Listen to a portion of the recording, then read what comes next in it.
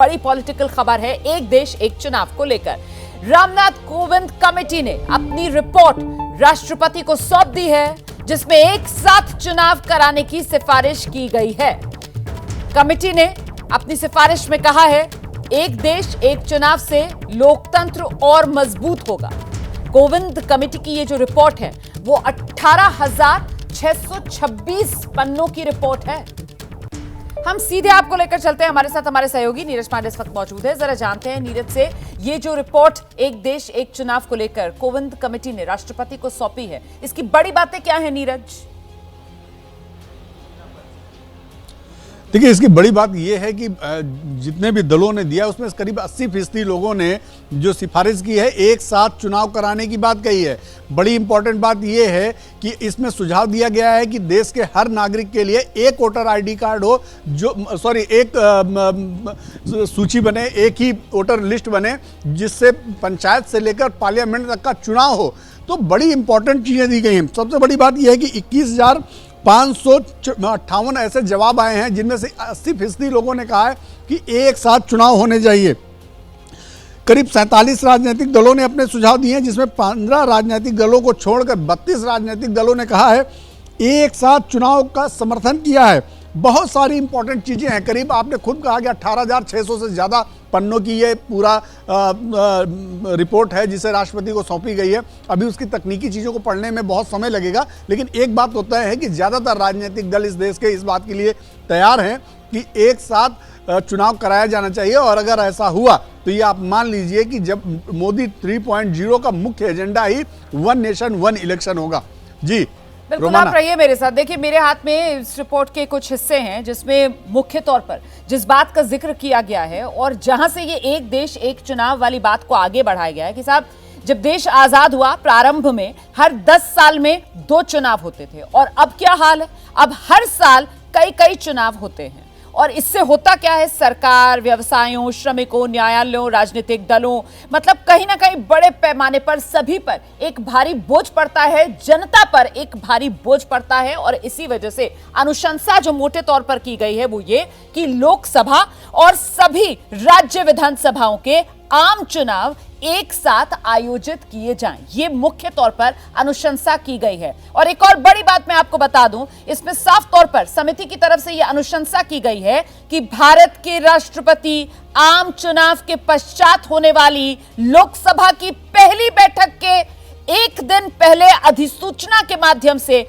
इस अनुच्छेद के प्रावधान को लागू कर सकते हैं। और अधिसूचना की उस तिथि को निर्धारित तिथि कहा जाएगा। यह बेहद महत्वपूर्ण है। एक बार फिर से सुनिए आप, भारत के राष्ट्रपति आम चुनाव के पश्चात होने वाली लोकसभा की प्रथम बैठक के दिन एक अधिसूचना के माध्यम से इस अनुच्छेद के प्रावधान को लागू कर सकते हैं। अधिसूचना की उस तिथि को निर्धारित तिथि कहा जाएगा। और निर्धारित तिथि के बाद और लोकसभा के पूर्ण कार्यकाल की समाप्ति से पहले चुनाव के माध्यम से गठित होने वाली सभी राज्य विधानसभाओं का कार्यकाल केवल बाद की लोकसभा के आम चुनाव तक समाप्त होने वाली अवधि के लिए ही होगा। यह बेहद महत्वपूर्ण हो जाता है। मतलब एक तरीके से नीरज पांडे, 2029 एक देश एक चुनाव, यह साकार होता हुआ हम देखेंगे।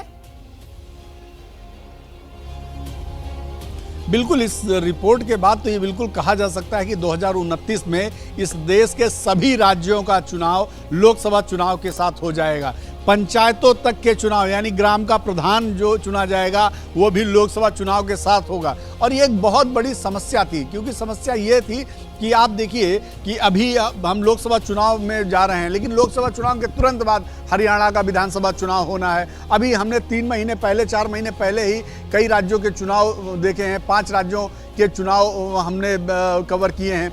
ऐसे हर महीने 2 महीने में कोई ना कोई राज्य का चुनाव होता रहता है। हर साल किसी न किसी का चुनाव होता है, पंचायतों के चुनाव चलते रहते हैं। तो बहुत बड़ी मशीनरी इन चुनावों में लगती है। बहुत तमाम बातों का जिक्र करते हुए आखिरकार ये अनुशंसा कर दी गई है कि लोकसभा और राज्य विधानसभाओं के जो चुनाव हो वो एक साथ आयोजित किए जाएं। और ऐसे में वो सवाल जिस पर अब हम चर्चा करने जा रहे हैं, एक देश एक चुनाव, तीसरी पारी का दाव। तीसरी पारी मतलब मोदी 3.0 जब चुनकर आएंगे और लोकसभा का पहला दिन जो होगा, राकेश शुक्ला जी, जो बात इस रिपोर्ट में कही गई है, जो सिफारिश की गई है, आपको लगता है यही होने जा रहा है? निश्चित तौर पे ये स्पष्ट है कि तीसरा कार्यकाल प्रधानमंत्री के रूप में नरेंद्र मोदी शुरू करेंगे। दूसरा, इसमें जो एक देश एक चुनाव का विषय है, तो 10 करोड़ रुपए खर्च हुए थे जब पहला चुनाव हुआ था। आज सिर्फ लोकसभा चुनाव में 4000 करोड़ रुपए खर्च हो रहे हैं और 3 महीने का टाइम लगता है। लोकसभा चुनाव के आगे और पीछे देखें तो करीब 15 राज्यों के चुनाव 6 महीने की अवधि में होते हैं। निर्वाचन आयोग के पास एक अधिकार होता है कि वो किसी भी राज्य के चुनाव को 1 साल तक आगे बढ़ा सकता है, और यदि पार्लियामेंट चाहेगी तो वो अधिकार थोड़ा सा और दे सकते हैं निर्वाचन आयोग को। तो राज्य सरकारों का यदि कार्यकाल आगे पीछे हो जाएगा तो मुझे लगता है राज्य सरकारों को फिर कोई आपत्ति नहीं होगी एक साथ चुनाव कराने को लेके। तो 29 की जो आप बात कर रही हैं कि इस देश में एक साथ चुनाव हो सकता है, इसकी शुरुआत तो 19 से 24 के बीच में हो चुकी है, और मुझे लगता है वो परिणति में 29 चुनाव के पहले यानी जो 2029 का चुनाव होगा उसमें ये देश एक साथ पंचायत से लेके लोकसभा तक के प्रत्याशियों को वोटिंग कर पाएगा। केजरीवाल जी देखिए, ऐसा है कि इससे एक तो ऐसा हो गया, भारत में चुनाव की व्यवस्था व्यक्ति केंद्रित हो गई है, जैसे प्रेसिडेंशियल इलेक्शन में होता है, और इसका फायदा एक खास पार्टी को मिल रहा है जो कि भाजपा है। क्योंकि अगर विधानसभा और लोकसभा के चुनाव साथ होते हैं तो उसमें देख ही रही हैं आप कि किस तरह से एक चेहरे के आधार पर भाजपा को फायदा होता है और विपक्ष को नुकसान होता है।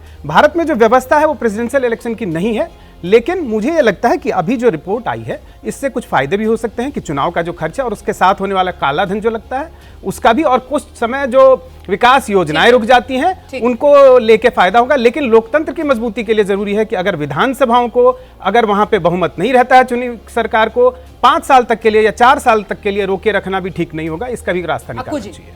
देखिए, जहाँ तक एक देश एक चुनाव भारत के लिए कोई नया नहीं है। 1977 तक ये व्यवस्थाएं जारी थी, और उसके बाद इंदिरा गांधी ने जिस तरीके से विधानसभाओं को भंग करना शुरू किया, फिर उसके बाद ये व्यवस्था फिर एक रूटीन में आ गई।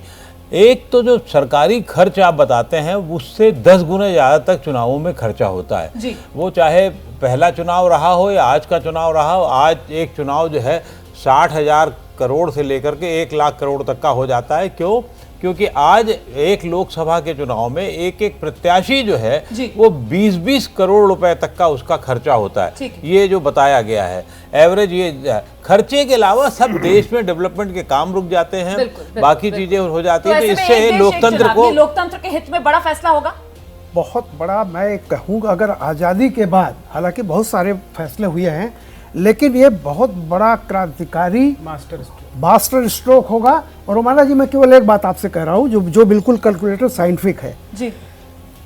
लगातार चुनाव होने से आप समझ लीजिए 5 साल की जो अवधि मानी जाती है उसमें 1 साल जो शुरू का होता है वो ऐसे ही चला जाता है, और 1 साल का जो लास्ट होता है वो अगले चुनाव की तैयारी के चलते होता है। नतीजा क्या होता है, और कहीं भी चुनाव हो आचार संहिता लागू हो जाती है। अब आप सोचिए कि जैसे 2024 है, यानी 29 के पहले सारे देश की विधानसभाओं के चुनाव होने हैं।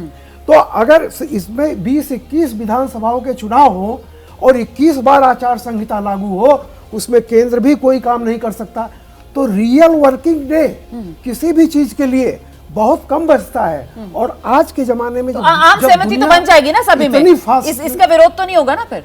नहीं, मैं केवल ये कह रहा हूँ कि आप ये सोचिए कि हम जिस एज में है वहाँ इतनी तेजी से विकास हो रहा है, डिसरप्टिव इकोनॉमी है। एक चीज आती है, तो वो जो रोड़ा अटकता है बार-बार चुनाव से, आप कह रहे हैं वो हट जाएगा। जैसे ही घड़ी का काटा दोपहर 2:30 पे आए, बबीता जी का दिल सास बहू साजिश के लिए मचल जाए।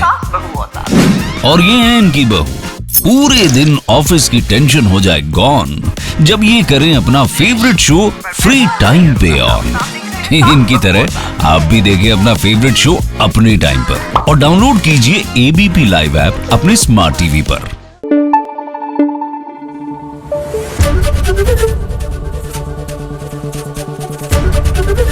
एबीपी न्यूज आपको रखे आगे।